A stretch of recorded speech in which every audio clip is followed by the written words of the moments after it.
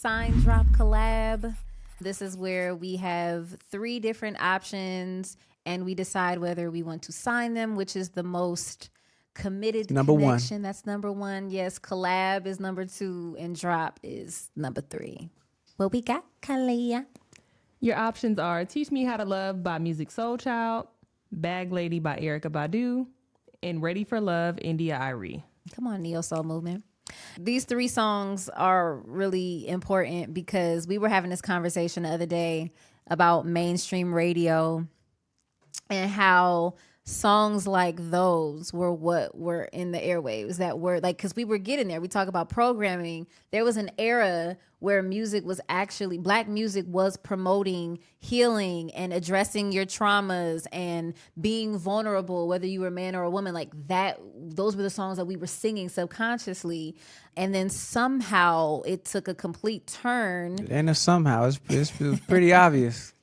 It took a complete turn of now I don't need this and I don't want this and I don't like men and I don't like women, and that clear shift. So yeah, it was a snap music era right after that, like literally. Yeah, you got to shake your Laffy Taffy there. I hate that I said that.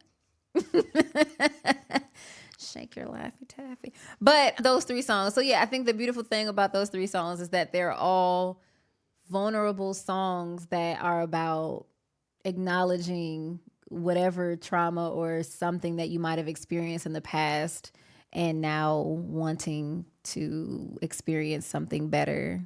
That's hard. Bag Lady, man, so many gems. I didn't really understand that song when I was younger. I thought it was about literal bags, and I just liked that Erykah Badu had on all the cool colors. I didn't even get the chakra reference or anything. I didn't understand it as a kid, but a very powerful song to say, you gonna miss your bus, not literally, but just your chance to move forward because you're being weighed down by all these things that no longer serve you. That's such a creative ass song, and it was a bop.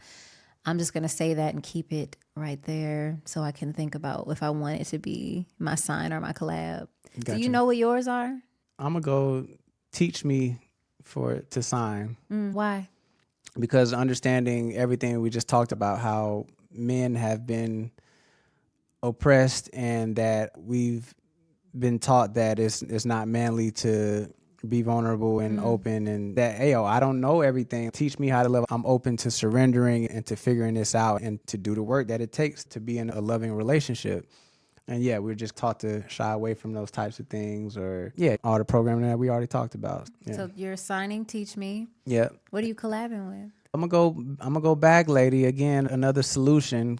And I love solutions. Getting rid of those bags and all the things that we're carrying from other relationships and things that don't apply to this person. And again, because we're all mirrors, and when you look at whoever it is, you're gonna see that ugly shit from the past in that mirror every time, because you're looking at yourself. Until you get rid of it, it's gonna stay there. So yeah, shout out to Erykah for that one, and then Ready for Love, I'll go third just because she was already ready. Yeah, so she was already ready to go. But a beautiful song nonetheless. I remember I used to love those chords when that first came out.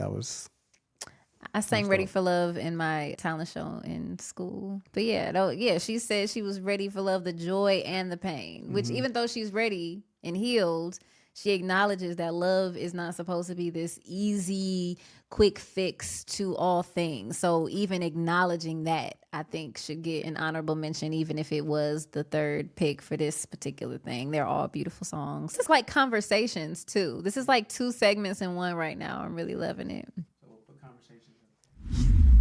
Him saying that he was told the true definition of a man was to never cry and work till you die. But yeah, just that first line of the song, you just working and suppressing your emotions and not dealing with the things of this world. And if you stuck just working, you're not building a vision. You're just carrying out somebody else's. You can't have vision when you're not, again, starting the legacy of providing a family business and something that we can call our own. That's the only way we can be truly free. Oof. Wow.